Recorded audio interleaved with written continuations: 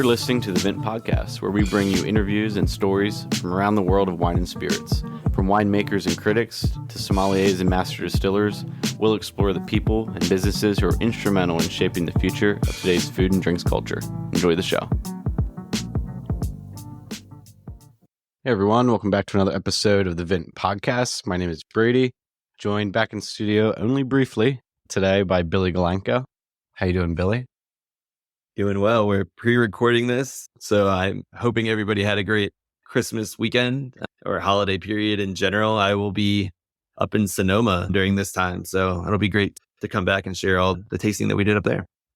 Mm-hmm. Yeah, we wanted to bring back a past interview that we did. I actually didn't see when we first released this interview with Bartholomew Broadbent. Did you know when it was? I think it was fall 2022. Oh, nice. Okay. Yeah, a little over a year old, this interview. So obviously, we've had many episodes since then, but this is one that Billy and I agreed was one of our favorites that we wanted to bring back because I'm sure many of you listening maybe weren't listening to us back then. Yeah, definitely hope you guys enjoy listening in. Billy, what was one of the reasons that made you choose this episode? Well, I think there are three reasons. One, he's just an amazing guy. He's the son of Michael Broadbent, if anybody doesn't know, one of the most acclaimed wine merchants and basically tasters, wine people ever. So that was really cool to hear stories about his dad, but he's also really interesting in his own right.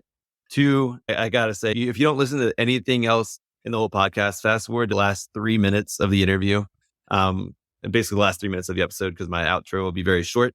And he has a story about Julia Child when they were doing a Madeira tasting in Aspen. And it's basically the funniest thing you've ever heard. He does a Julia Child imitation, has to do with bananas. Just listen. It makes me laugh every time. I just listened to it again as we were picking this as our favorite episode, or one of our favorite episodes of the past few years.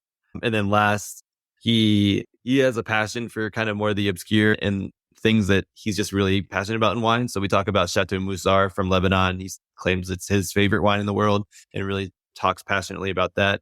He's a really big person into Madeira, which the Broadbents bottle some. So, and Madeira is near and dear to my heart. So I think this episode had a little bit of everything for me. What about you? Yeah, can't miss the Julia Child's impression. That's huge. Definitely the hardest I laughed on the podcast. I think probably had to mute myself a little bit on that one. Yeah, Bart is just super compelling in terms of a wine figure. Someone who's, you can tell he's just obsessed with wine in this interview when you talk with them. Leads Broadbent Selections, where they've accumulated a number of really awesome labels. They do their Broadbent Madeira as well, right? Under that branding. And I think his father, Michael Broadbent, the famed wine critic, is now passed. Just a family who has a deep history in wine, and he has the stories to go with it. So, yeah, I think it makes a lot of sense for bringing back this kind of episode. Yep.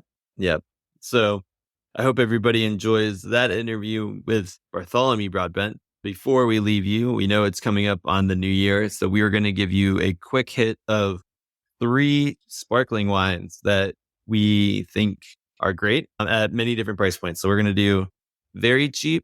So I'm thinking $20 and below. I'll say that. And we'll say middle range. You can be 20 to say 60 if you want. That way you can get baseline champagne, and then we'll do a top tier champagne or sparkling wine that you're also into. So do you want to go first, Brady, with a cheap sparkling? Sure. Yeah, I was just looking up the price of the one I had in mind. It's $23.99, which we'll go for it anyways. They actually have a few that are under, but I'm going with a cava that you can probably get at most either grocery stores or most wine shops, the Vino cava, which, yeah, like I said, it's accessible. It's made in the champagne method, $23.99.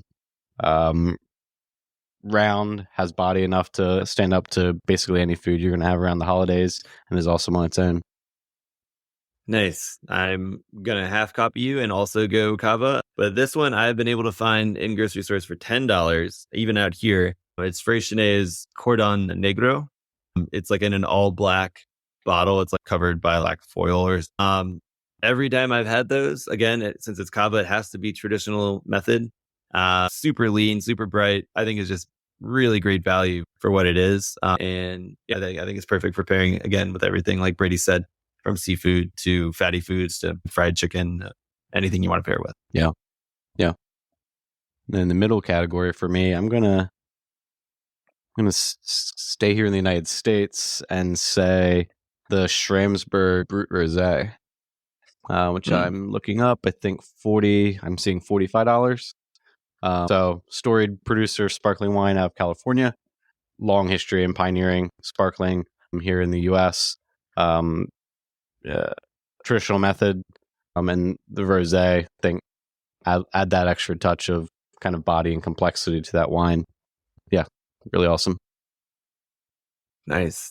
I'm trying to think. It's hard to narrow down this band because I don't drink a ton of the same things in this price point over and over. I like to try a bunch of different things, but I guess the one that we used to have a lot during the pandemic, and they used to be weirdly cheap in different spots in LA, is just the non-vintage Hattinger. But I would Oh, nice. recommend that. It's one of my go-to non-vintage bottlings. I think it always presents pretty well, has a bit of depth along with its acid. I have a friend here who, well, he used to exclusively drink Moet. Now he drinks other things. But compared to that, I feel like it has more body, a little bit more yeast, some autolytic notes. Yeah. So I'll go with that for my second tier, Tettinger and non-vintage. Nice. And then for the top tier, I'm going to go with the Dom Runart. Let's see, which one am I looking at here? 2010. So Dom Runart is Runart's higher label of sparkling.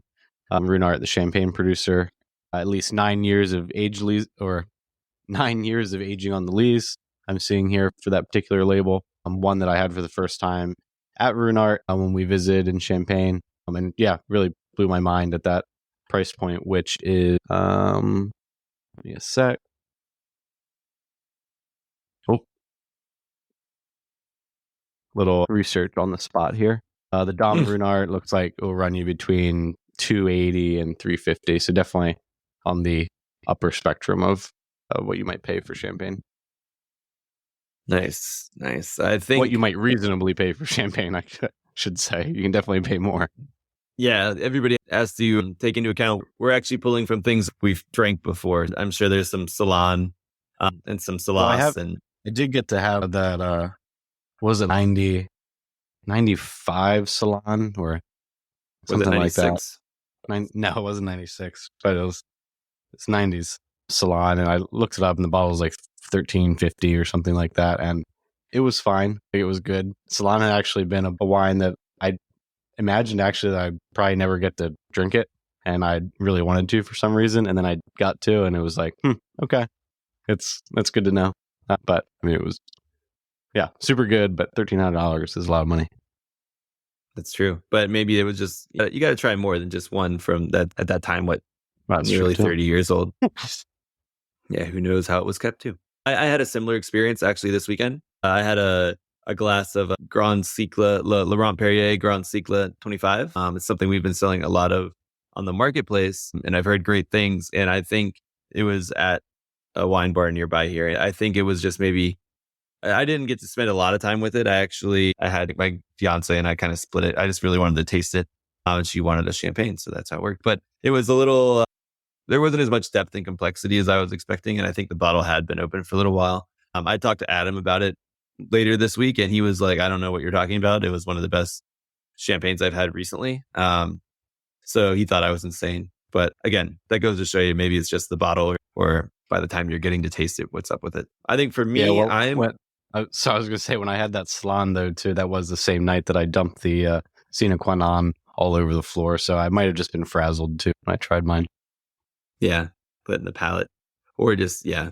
you tasted that in quite an interesting environment. If you had it That's right, at home, at peace. A lot of pressure. I'm going to go with, I think my favorite, if I could just spend $200 to $350 regular champagne, would be Krug. Just the standard non-vintage. I haven't gotten to try any of their vintage ones, but I love their, the 168 EME was one of my favorite releases of theirs. Just the effort that they put in the vineyards and in the winery, and the fact that it is smaller production. I have had some good vintages of Dom, including 2008, but they just produce so much of it. It never really is as special to me as Krug is. So I'm going to go with the Krug non-vintage. I like the 168, but they're on much later EMEs now, or editions. So I think that, though, you can find some Krug. I have another story on that one. I was looking for a half bottle of Krug just for a special occasion, found a random shop in South Central LA that had it. And I finally found it, but then it was like a top shelf. And I was like, oh yeah, cool. Makes sense. Top shelf. I'll get it. But I hadn't considered that as I was walking around, there was no AC at all in that building. So they basically probably cooked it up there. So I brought it home and it was like one something for a half bottle. And I thought it was a good deal. And it was completely cooked. It was just horrible. Oh, wow. Yeah, it was like brown, no bubbles. One of the worst things I've ever consumed. Did actually. you take it back? No. I think there's not much you can do. Also, it was such a weird shop in the middle. Like, if it was one I'd regularly shopped at, but it was hard to find. It was like chaos while you were there. I don't think I would have been able to prove my point to the guy. Why you pay with a credit card, you dispute the transaction, you didn't get what you paid for. There you go. Well, maybe you just don't go to a convenience store to buy really nice wine that has no AC. That's basically what it was. I don't know how they ended up with this wine. But yeah, there was a lot of beer and everything else that you would expect. It was basically a glorified 7-Eleven that was privately owned with no AC. And maybe it wasn't Krug. Maybe it was like rebottled Corona. It was in the official packaging. They had other nice champagnes. I'm just wondering why they also had aisles of chips and everything else that you might find at a gas station. So who knows? Yeah. It was an interesting experience. I learned my lesson. But everybody go get Krug that's been properly stored, preferably in a whole bottle or more. Nice. Cool. Well, listener, let us know what kind of sparkling wine you're drinking over the holidays. And we'll see you after the new year with reflections on the drinkings and goings on of Christmas and New Year's Eve. Enjoy this interview from last year with Bartholomew Broadbent.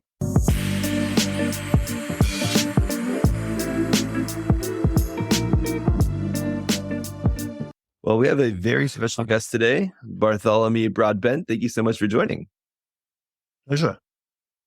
We've had many people recommend that we have Bartholomew on. So for those of you who recognize the Broadbent name, he and his father are basically two of the biggest paragons in the wine industry in the past many decades. So we're excited to have you on and would love to hear a bit about your storied background there.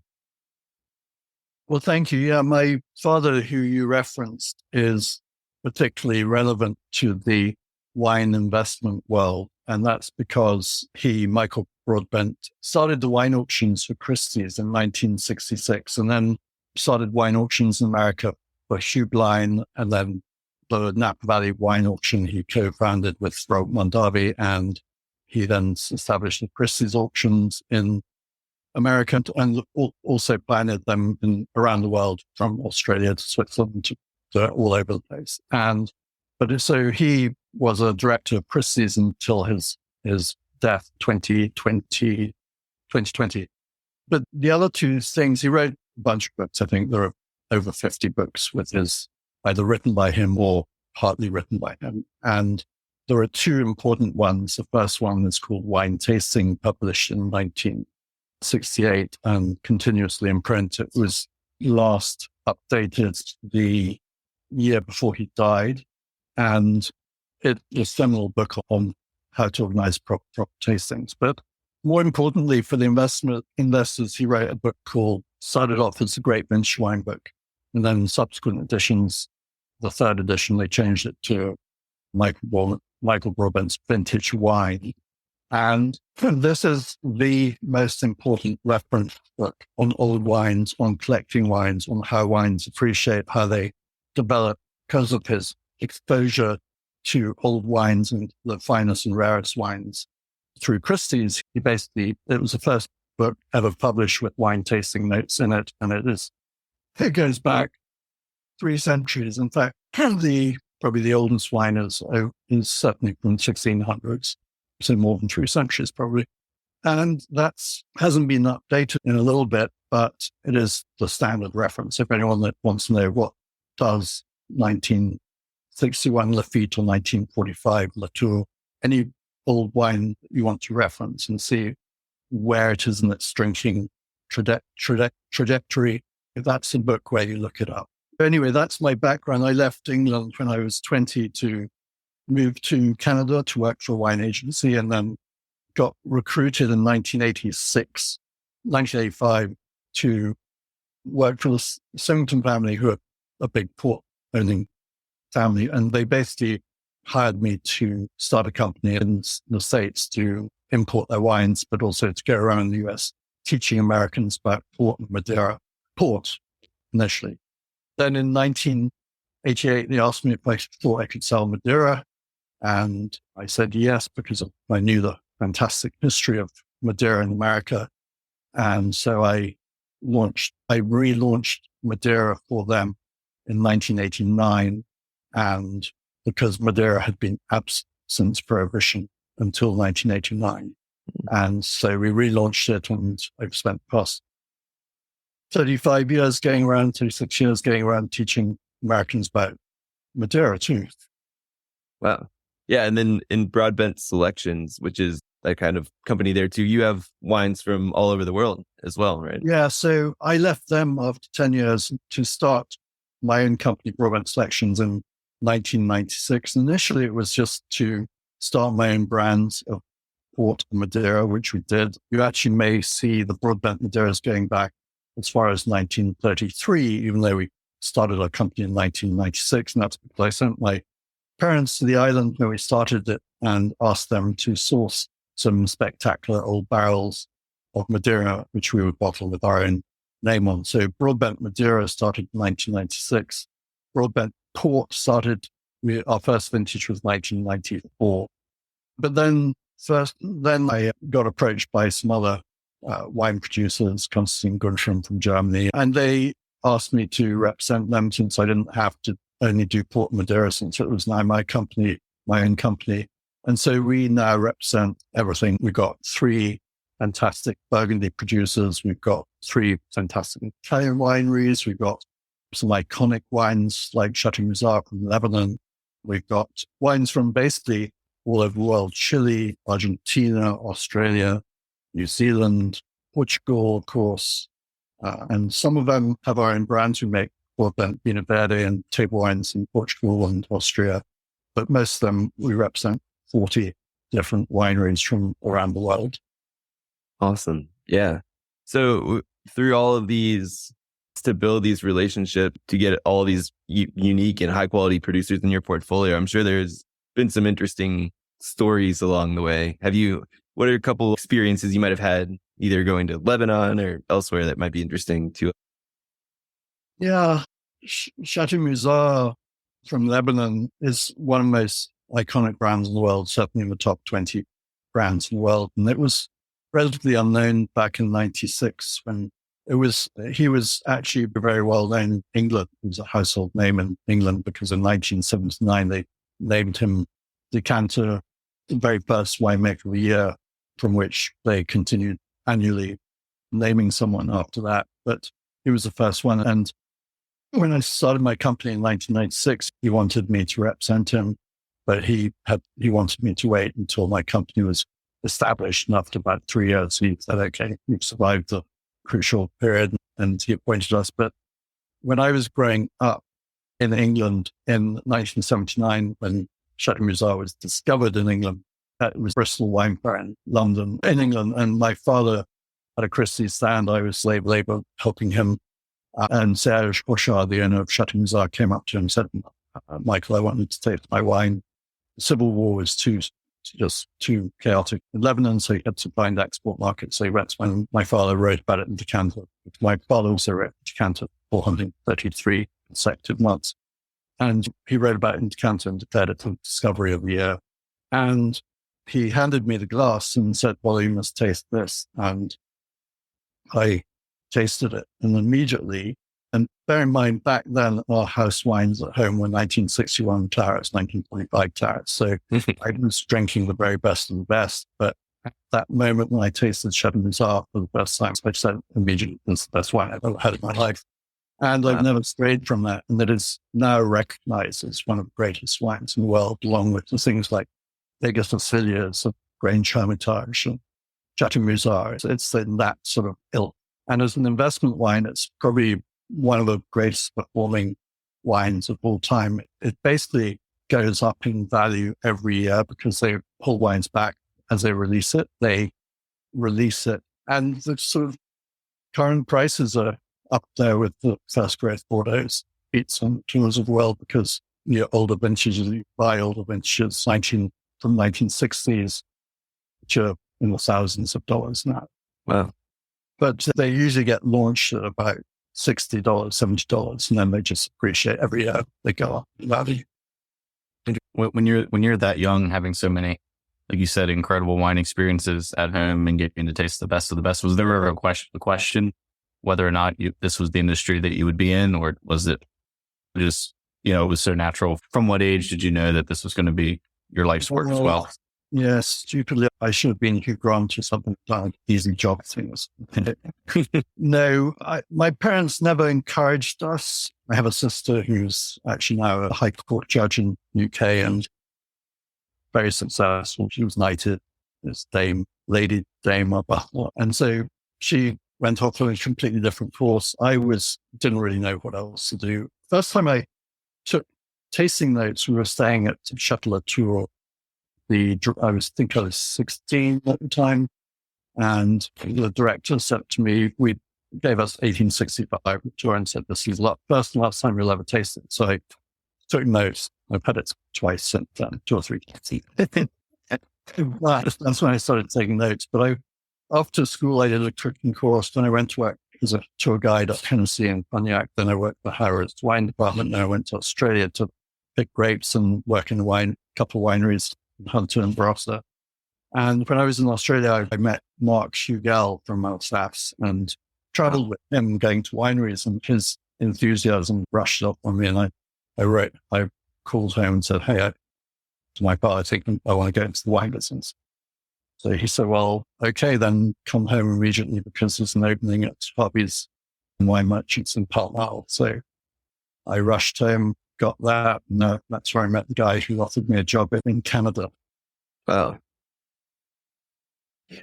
Oh, that's quite the journey. I think if I were to, I also did a small stint in Australia, but I was, Hugel would come up to me and be like, hey, do you want to check out some stuff with me?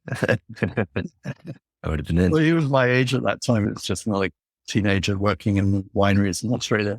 Yeah. We were both working at Yalumba, which is Portsmouth.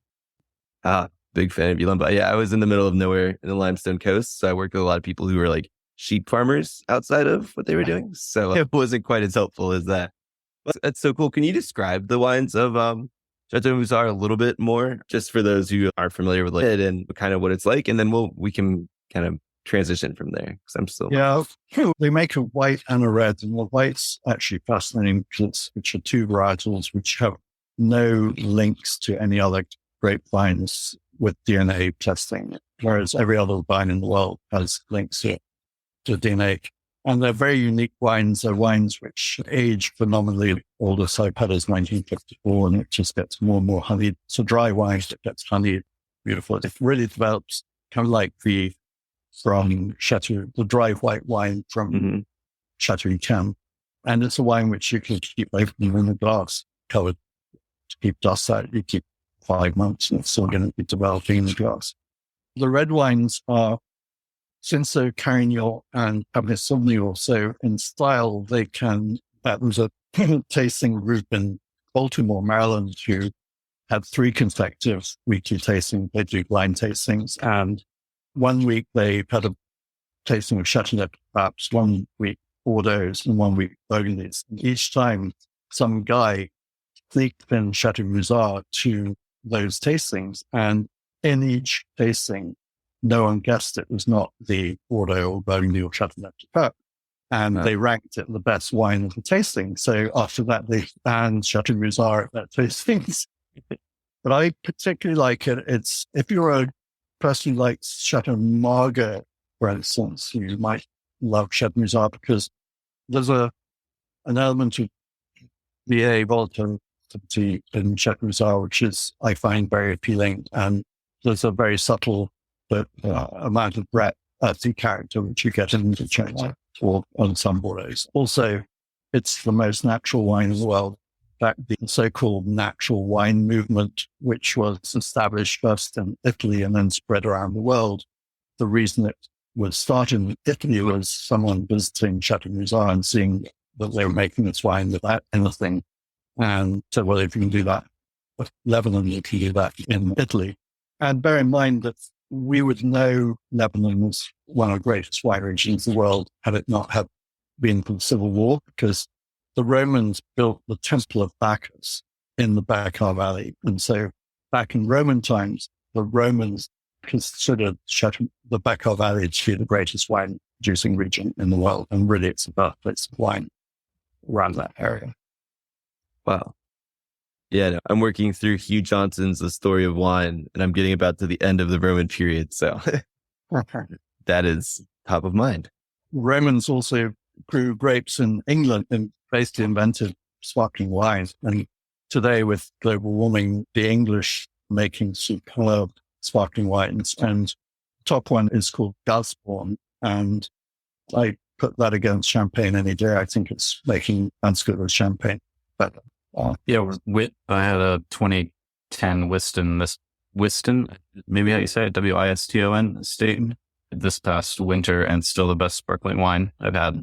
Yeah, really. They are fantastic. And I would say for me personally, I love old champagne, 1928 vintage will be fantastic. And I think these wines are the good ones, like Gusborne, have the potential to age and etc. I'm personally anti-investing in wine for the purpose of selling it at a profit. And it happens, unfortunately, and Christy has really created that market.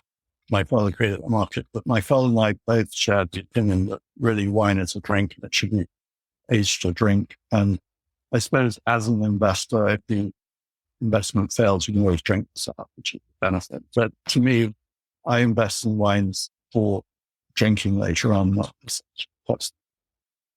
Yeah, that makes sense. And I think there are categories like Bordeaux, for example, or Burgundy. There's some of these wines that do need that time anyway to age, and not everybody can have their full cellar. That's part of do here at Vint is we get the wines as close to the producer as possible, and then we keep them in pristine condition, make sure they're taken care of, and then down the line they will be resold and eventually enjoyed. But it's along the way raising the awareness of these great wines and the vintages for people who may not have exposure to them otherwise. So on that note, speaking of exposure, can you talk a little bit more about Madeira and what it is and why it needed to be reintroduced to the US? Also, I'm very happy that it wasn't in the United States until 1989, because that was my birth year. So now I feel like I'm even more one with Madeira. Yeah. So Madeira was actually basically invented through shipping to America because it was an island. It is an island off the coast of Morocco and the trade winds between Europe and America. And they used to use the barrels of Madeira wine as ballast in the bottom of the boats. And one day, one of the boats arrived in, say, Savannah or wherever it was going. They forgot to unload it. They returned to the island, tasted it, and found it was much better than before it left. They figured having crossed the ocean twice had heated the wine. So to this day, we still simulate that voyage by heating the wine to 115 degrees Fahrenheit for a minimum of 3 months. And also, it's fortified. So it's like a port. It is fortified with grape brandy. It became the biggest selling wine in America by a long shot. If you read any history books, not textbooks at school, because all references to alcohol are removed from children's textbooks in American schools. But if you read proper history books about founding fathers, references to Madeira everywhere, because they drank Madeira all the time. The Constitution with Madeira, the Declaration of Independence was toasted with Madeira. It was the biggest selling wine in America until Prohibition, and then Prohibition wiped out the market. 95% of all Madeira was sold in America until then. And they post-Prohibition, shipping had improved. The Second World War improved shipping, so the island never got rediscovered, and it became known as a forgotten island wine. And so it just never recovered. But back in 1989, when I relaunched Madeira, we did it with a tasting at the Four Seasons Cliff in San Francisco, and we had about 400 people come out to this tasting. We had 19 wines going back to 1845. And overnight, the market was reborn. Before that, only 2 restaurants in America sold Madeira. One was probably Burns Steakhouse because they bought old auction Madeira. But the other one was Massa's, who gave you a choice between Chateau Yquem or Madeira with foie gras. But overnight, the Madeira market, every single restaurant, A, B, and some C restaurants in America, in San Francisco had Madeiras by the glass. Trevino poured 7 Madeiras by the glass following the tasting. One of the beautiful things is that once you open the bottle, it never goes off. The wine itself has been destructible.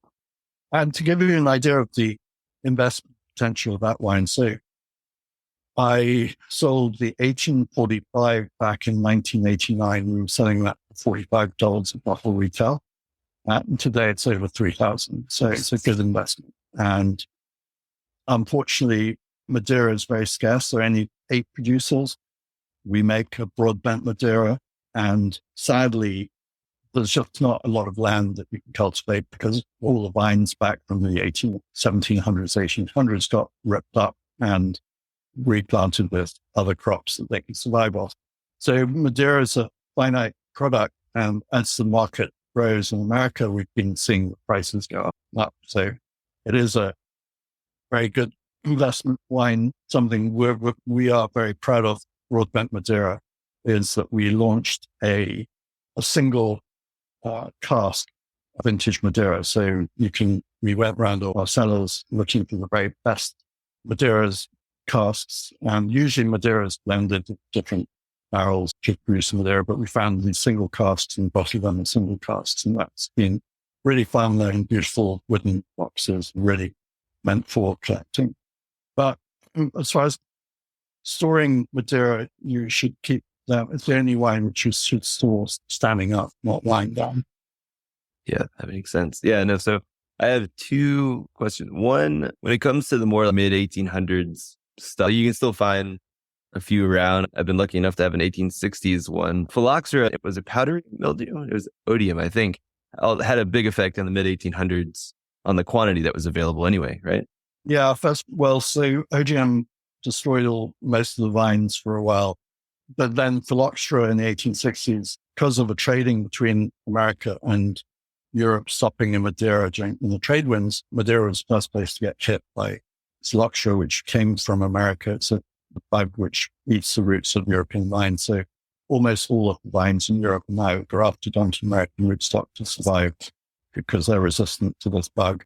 But yeah, that's right. It took a while to recover. And actually, one of the offshoots of that was Solera Madeira, which is, you find occasionally, it's pretty rare these days. But when the 1863, for instance, Madeira was really good. And since phylloxera destroyed all the vines, they wanted to keep the Madeiras going, the 1863 going. So they would add other wines to those barrels. There was a law different to sherry, where sherry, you just have a continuous addition. It's like a waterfall. You start with the young wines, they get gradually poured into older barrels, and you might have a bottle of 1863 Solera, which would have about a centimeter or 2 left of the original. But with Madeira, it was you could only add to it a maximum of 10 times, not more than 10% each time.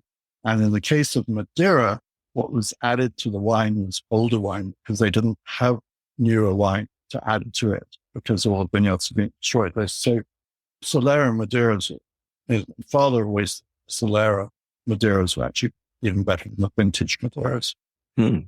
But mostly go on from the market now. Oh, that's a shame. Now I want to go out and search for one. But yeah, so I guess now moving back to more modern times, when you're talking about some of the replanting, I was lucky enough to go there last summer and drag my girlfriend there. She had no idea what she was getting into, but she likes to hike. And for those who don't know, Madeira is a beautiful place as well as just making great wine. There are these, it kind of just all comes up from this, or at least the main island comes up from this central kind of high mountain range. You'll see all these little terraces of both vines and now bananas increasingly, which is a shame. I wanted to just go give everybody $1 so they'll stop growing bananas and grow grapes. But can you talk a little bit about like the styles and some of the grapes that are grown there? Because it's very unique. And then it's a volcanic soil. It's a volcano that comes up, the extinct volcano, and so it's very volcanic soil. The Madeira table wines are extremely acidic. They've had problems making drinkable table wines because they've been so acidic. They're actually beginning to perfect it now. In fact, we have Broadbent table wines made from Madeira as well. So the styles are, and by the way, I agree with you how beautiful it is. And when I tell people, when people say they're going to Madeira and they want to go and see the wineries, I say, look, spend a week there, spend half a morning seeing wineries, but there's so much more to see, and it's so stunningly beautiful. The most beautiful wine region in the world, for sure. And the cliffs are dramatic. It's just spectacular. So don't spend too much time seeing wineries. But the styles vary from dry to sweet, and they make them dried sweet using two different methods. One is altitude. So the sweetest grapes grow at sea level. Where it's higher up, they mature less, so they're drier. So the driest grapes grow fairly high up in the hills. And then also you can adjust sweetness by adjusting when you add the brandy to the wine, because you add the brandy to arrest the fermentation before all of the sugars being converted into alcohol. So if you want a slightly drier Madeira, you add the brandy fraction later. So a little bit more sugar is already converted into alcohol. So the wine rate ends up about 19% alcohol once you've added brandy, but you add the brandy when it's about 7 or 8%. Yeah. So something that I think everybody should try to explore there. You'll see Madeira broadly labeled. There's rainwater styles, but then there's individual varietals ranging from like, you'll see Cercial, which is the most lean, lowest levels of sweetness, up to what they call Malmsey, or it's made from Malvasia, that's the sweetest. And there's a bunch of really interesting varietals in between. But compared to other sweet wines, or at least to me, this isn't a sweet wine, it's a fortified, but the acid structure that's in Madeira is so bright and vibrant. I've had met ones many decades old, including that one that was over a century old, and they're still so bright after so much time. I think that's a really iconic. Yeah, I mean, it's part of the reason that they live forever and they're indestructible. The hallmark of a great Madeira is that searing acidity. My father's desert island wine was Madeira. It's his favorite wine of all is Madeira. Also, handily, if you're just stranded on a hot desert island, the Madeira is not going to be harmed by the heat. The wine in the trunk of your car all summer long and still be great. Yeah. And it just perfectly balances that sugar, though. Anybody's, I don't like fortified wines or whatever sweet dessert wines because they're too cloying. It's like, you can have a sip of Madeira and it just cleans right off the palate. It's so good. It makes it a great food wine too. Yeah. Yeah, I could go on about Madeira for a while. I think we'll transition for a little bit here. So Brady was just in Greece and you just did a talk with one of our colleagues about old vines. Can you maybe tell people something a little bit about old vines that still exist that didn't have their roots eaten? And because some of these are still attainable at really affordable prices these days as well. Yeah. So at the tasting that I was doing, the seminar I was giving on old wines, two of the wines which I find most interesting came from Swartland in South Africa and Itata in Chile. And both regions have very similar stories of having been abandoned at some point. The conquistadors of Spain went from the Canary Islands and Madeira to Concepcion in Chile. They created the capital of Chile in Concepcion. And then, so the Spanish conquistadors brought winemaking over from at that time in the 1550s. And then the French invaded Chile and moved the capital to Santiago. And so most of the population moved to that region, and Concepcion and the surrounding vineyards in Itata basically became abandoned. And then the family Di Martino, who make some of the greatest wines in Chile, the Di Martino family, won back in 2011, had an amazing score for one of our wine, 100 points or whatever it was, a top score. And they arranged a family dinner to celebrate this wine. They poured it reverently and tasted it. And they all sat silently with the wine. And eventually the father said, does anyone actually want to drink this? And they all said, no, it's horrible. And so overnight they decided they're going to go back to natural winemaking and not make over concentrated, over intense, over basically parkerized wines. And so they then started expanding and looking for vines, vineyards in different regions, old vines. They found Itata had these ancient vines, probably some of them may have been planted in the 1550s by conquistadors. And they started, it was Pais and Muscat and stuff like that. And they started making these wines totally naturally the way that it would have been made in the days of the 1550 Spanish conquistadors, to the extent that they even searched the surrounding hills for farms or gardens which had old amphora clay pots, which were being used as flower pots. And they went to these owners and said, can I buy your flower pot? And sure. And they found about 300 which didn't leak and they could actually make wine in. So they started making wine, natural yeast, natural amphoras made from the adobe clay. And then it's not adobe clay, but it's the same type of clay that you get in the adobe desert. And they started making these wines under the Di Martino Itata Viejas Tinachas labels, old wine labels, old amphora labels, and they're spectacular. And so you can taste wines exactly as they would have tasted 500 years ago, which is I find really fascinating. And the Swartland in San Francisco, in South Africa, Sadi and Adi Badenhorst were pioneers of that region. Evan Sadi, in fact, got named by the winemakers in the world. It's called the Winemaker Award, which is given at ProWein in Germany. And Evan Sadi won this award, being named the best winemaker in the world by all winemakers. And he's making wines from these ancient vines. He's got vines back to the 1860s. And it was in a region called Swartland, which was the biggest wine producing region in South Africa, but that got abandoned during apartheid. And so when the new wineries came in after apartheid, they all set up shop in Stellenbosch and Paarl, places like that. So after working for big wineries, Evan Sadi and Adi Badenhorst wanted to have their own wineries, and they found that they could actually afford to buy vines, and thus the vines in Swartland were actually still on the natural rootstock and hadn't been touched for years. So they're now making these great old vine wines in South Africa. Nice. Yeah, Brady was just having some old vine Assyrtiko, I assume. Yeah, Assyrtiko. I think many vines over 100 years old, but I think some of the older ones were 140 to 160. You mean Lesbos or what area? Greece? We're in Santorini. Santorini. Yeah. No, we were drinking Assyrtiko and the blending grapes, Aetheri and Idini. And then they have a red varietal they're growing there, Mavrotragano, which, is a lighter to medium body red varietal that is maybe more of a table wine there. But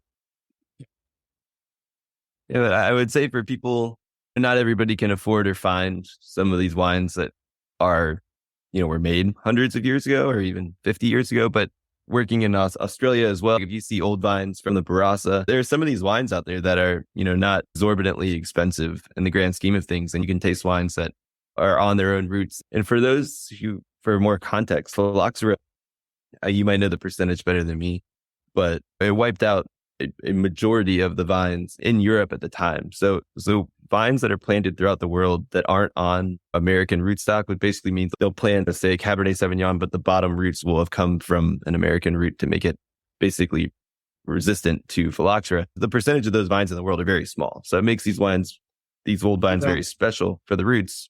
Yeah. And it's very interesting you mentioned Australia because, in the Barossa Valley, you're right. There's a company called Cirillo, which has really ancient vines, and also a couple who make wine there under the brand with an approach to relaxation, which are very old wines. But also Tyrrell's in Hunter Valley has probably the oldest Chardonnay and Semillon vines in the world because they are not impacted by phylloxera. They're protected from phylloxera because they've just never reached there.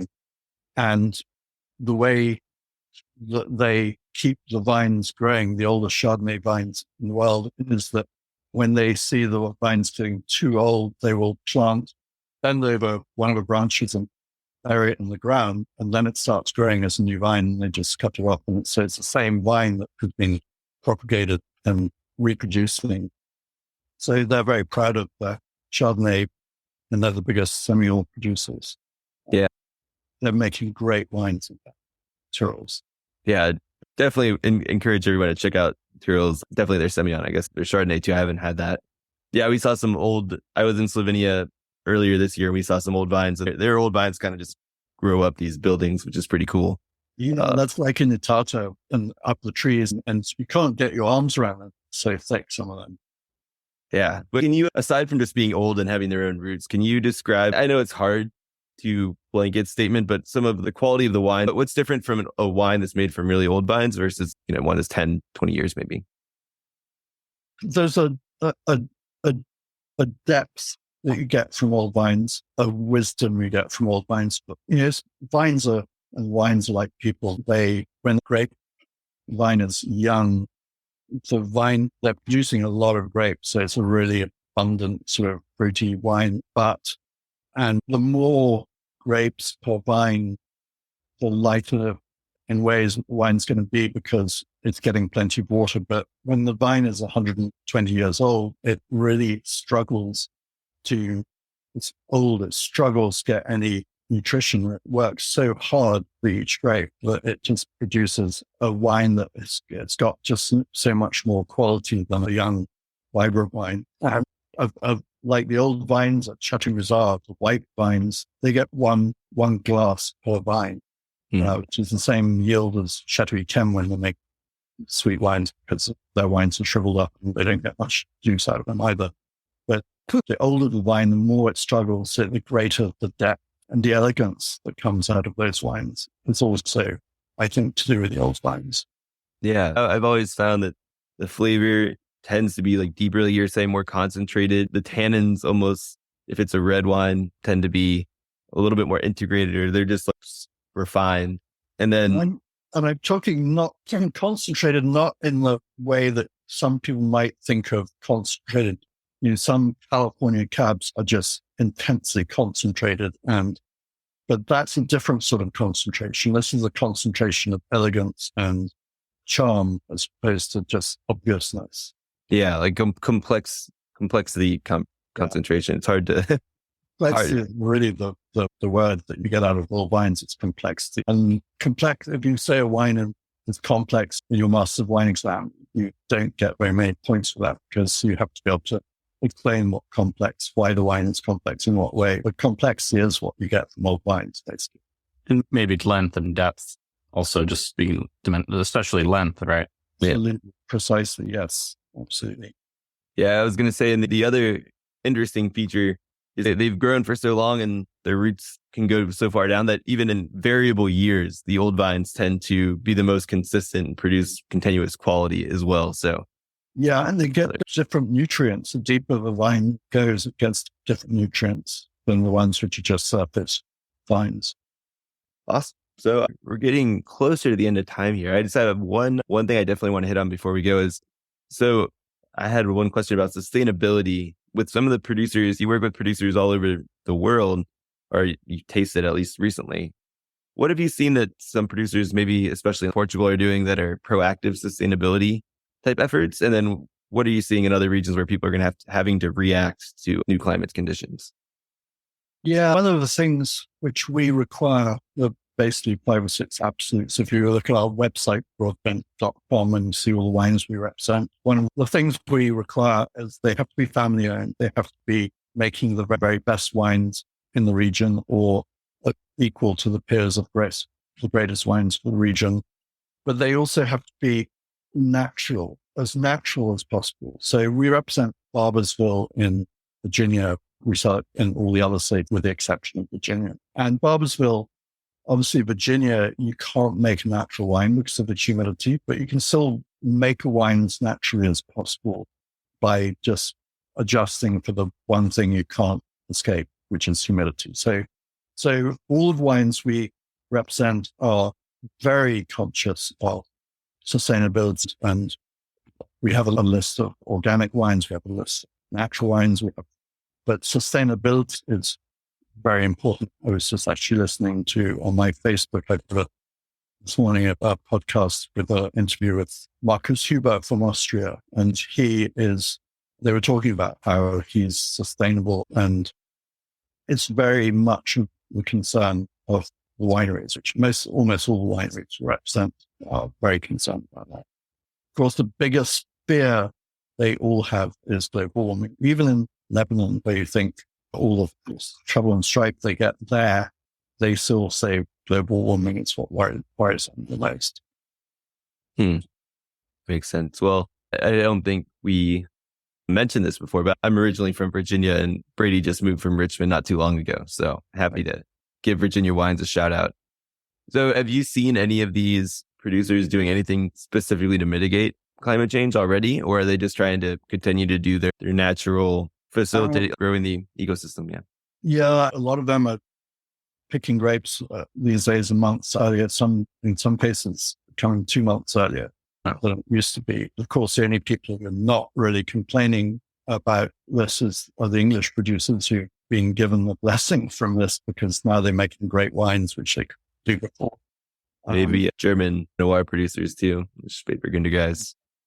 But it is, I suppose, some of them are looking at varieties which are going to be more able to cope with harsher climates. But yeah, I think we're heading into trouble. But with your experience in South Africa, I was listening to a podcast recently where a Napa winemaker was like, we're preparing for the future that where it's going to be warmer in Napa. We've planted some Touriga Nacional and we've planted Chenin.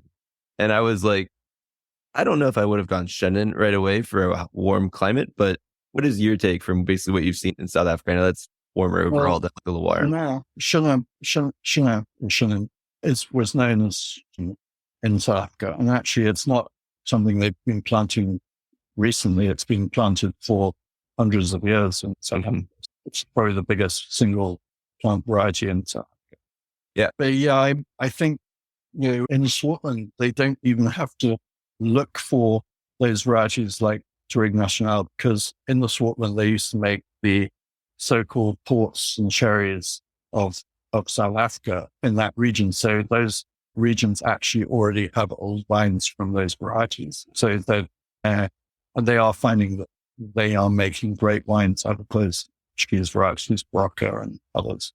Yeah. Well, I guess I was mainly saying, I know Steen is widely planted in South Africa. And I think that climate tends to be, when I think of Chenin Blanc or Chenin, I think of the Loire Valley and I think of South Africa first two, and the climates are very different. So I was just wondering what your perspective is for Chenin as a warmer climate grape as a whole. Because that's something like, if I was like, I'm going to plant a warm climate white wine or white varietal, Chenin just doesn't seem to come top of mind to me. Does it make sense to me? South Africa is a warm climate, I suppose, but it isn't hot like parts of Australia. I've never seen it hot like that.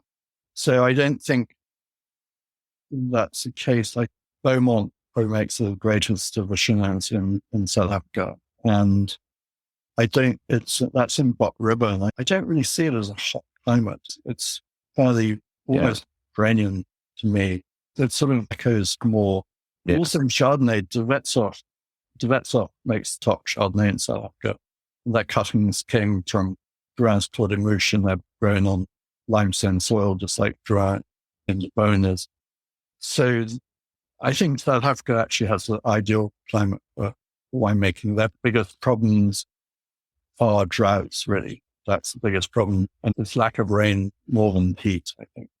Yeah, that makes sense. I know when you I'm thinking a little more inland there, like the Robertson type area, and a little bit more where they used to plant more wines for distillation, that it gets a little hot. But yeah, for the most part, it is optimal growing conditions. The Wetsoff, that's where they are. And the Robertson Have you had the limestone Chardonnay? I have not. I'm not a huge fan of most Chardonnays, but these were planted, and I love white Burgundy, obviously, and these vines came from Burgundies. And big limestone Chardonnay is my everyday white wine at home right now. And it's really great. They're making great Chardonnay in that region. Really terrific. Wow. Check it out. Well, awesome. Those are all my questions. Thanks so much for your time. Brady, do you have anything else you want to ask? Any go-to wine questions or anything? This was great. I'm sitting at the feed and taking it all in. So I appreciate you sharing, especially around Madeira. Now I'm really starting to run out of space, but I like that Madeira we can just store on the shelf. So. Yeah, absolutely. And it's very versatile. You can drink Madeira with anything. Yeah. I was doing a tasting, the Food and Wine Classic in Aspen. On my Madeira tasting, my panel had Robert Parker on it and Julia Child. And right before the tasting, Julia came up to me and said, bananas, you've got to have bananas. So, what do you mean? She said, the greatest food and wine pairing in the world is bananas and Madeira. So I was looking now, and I told the manager, we've got to have bananas. I think they went to a store and bought them and sliced them up, put them in front of different kind of places. And at the end of the tasting, one of the tasters, one of the audience members said, can I ask a question? I said, sure. And he said, why do we have bananas in front of us? And I said, oh, right. Julia, do you want to tell them why you wanted to have bananas with the Madeira? And she said, oh dear, I can't remember.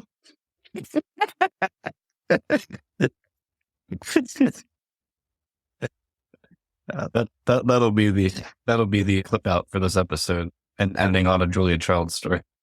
Right. That's hilarious. All right. Well, thank you so much, Bartholomew. I really appreciate the time. My pleasure.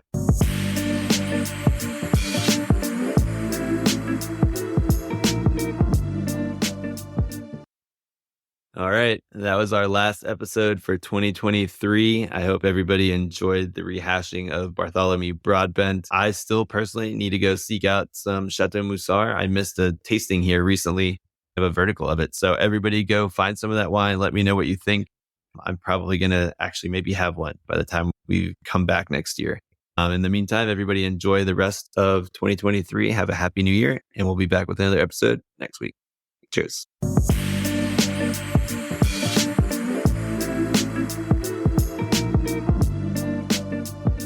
To check out our current offerings and to sign up for the Vint platform, find us at www.vint.co.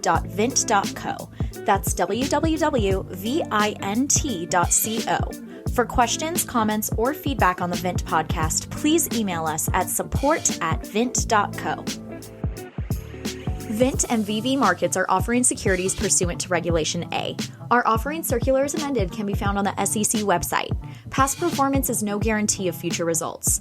Investments such as those on the Vint platform are speculative and involve substantial risks to consider before investing. We may provide communication that may contain certain forward-looking statements that are subject to various risks and uncertainties.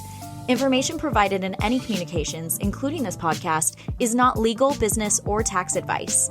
All prospective investors should consult a legal, tax, or business advisor concerning the subject matter of any communications and any offering.